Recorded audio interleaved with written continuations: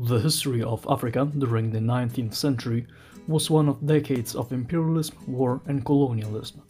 Many countries tried gaining lands in Africa for multiple reasons. Some wanted to expand their markets, some wanted to gain easy labor force, some wanted to gain more resources, and then came Italy, whose main incentive to start colonization was national pride, as they felt they were lacking behind every other major European power. That, by the time Italy started seriously investing in colonization, had already gotten their hands over a sizable colonial empire. The start of Italy's African colonization was in the distant Red Sea, differently from countries such as France and Spain, that focused on territories in their south. The Italian kingdom had just recently been unified, only 2 decades earlier, yet soon the colonial ventures of the newly formed realm started.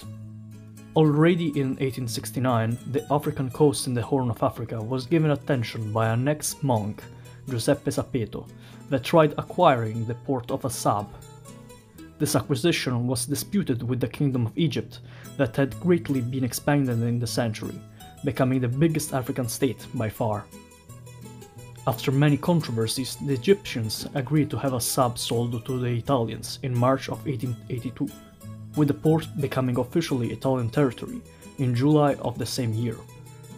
With an important port becoming part of the Italian state, the desire for the expansion of this newly founded colony started.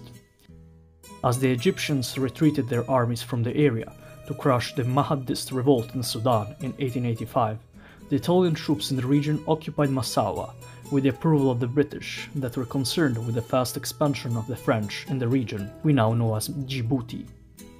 With the coastline largely secured under Italian control, the attention was switched to the highlands, that not only had smaller population than the coastline, but whose control could facilitate the defense of the more wealthy ports.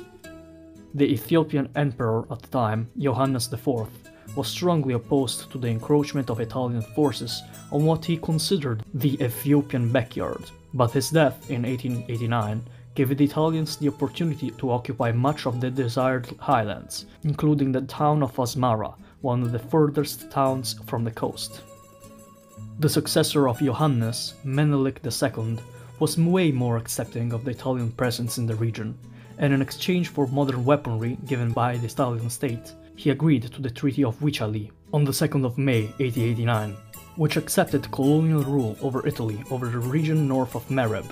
The following year, on the 1st of January 1890, the colony of Eritrea was officially proclaimed by the Kingdom of Italy, with its colonial capital becoming Massawa, then Asmara in 1897, stripping Massawa of their previously held high-status position.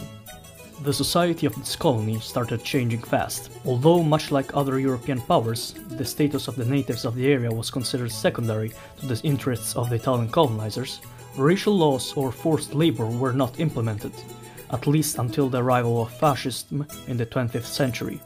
In fact, many Italians married into the local populations, with marriages between Italian men and local women of the Coptic faith becoming somewhat popular, although looked down upon by both the Italians and the Eritreans.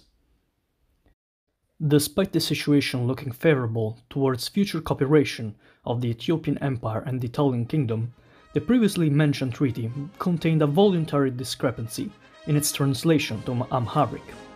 One of its articles stated that, when dealing with international powers, the Ethiopian emperor could use the assistance of the Italian government. Instead, the Italian text of the treaty said that he must do so, giving de facto control of Ethiopian foreign relations to the Italian government. This gave the idea that Italy was proclaiming a protectorate over Ethiopia, something Menelik was furious about. By 1893, Menelik chose to denounce the 1889 treaty as a whole, making it valueless. For this reason, the Italian army decided it was time to strike, and a large force of his 70,000 Ethiopian soldiers met at Adwa against the 18,000-man Italian army that had been in the Tigray region for a while, to suppress an anti-colonial revolt led by Bata Hagos, a former commander of the Ethiopian army. The Battle of Adwa in 1896 was a complete disaster for Italy, that had hoped for a quick victory in order to re-establish their control over Ethiopia as a whole. Ethiopia was also supported by the French and the Russians, due to their own interests in seeing Italian ambitions in the Horn of Africa vanish. With over 8,000 Italian and Eritrean deaths, along 2,000 Italian troops captured by the enemy, Italy was forced to comply to the desires of the Ethiopian emperor, that demanded fully recognized independence from Italy in exchange of recognizing the territorial claims of Italy in the Eritrean colony. With the Treaty of Addis Ababa in 1896, the border between Italian Eritrea and Ethiopia is recognized as the Mareb River. After the war, no further territorial expansion would be pursued by Italy in Ethiopia until Mussolini's dictatorship.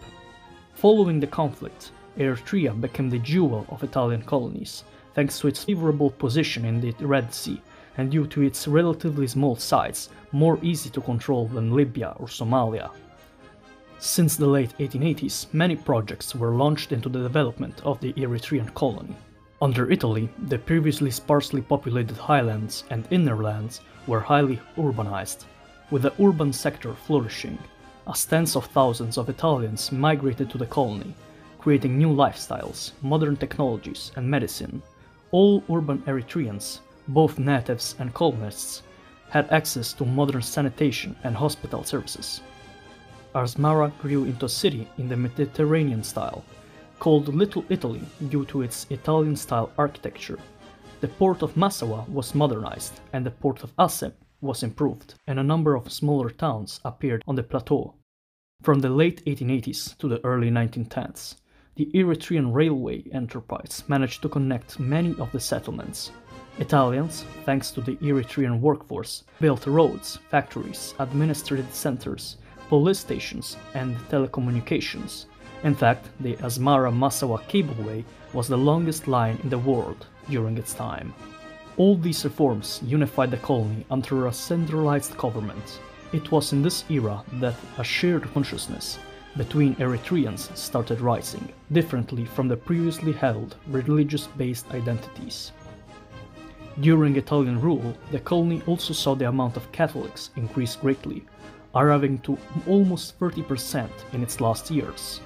Although the population of Eritrea remained plurality Coptic, similarly to Ethiopia, many churches were built in the early 20th century, such as the Church of Our Lady of the Rosary in Asmara. All this growth, unfortunately, also had its darker points. There was a land reform that gave the majority of arable land to Italian farmers, creating a land shortage for Eritrean farmers. Investment in education for Eritreans was minimal. There were very few schools for them, and these were limited to the primary level.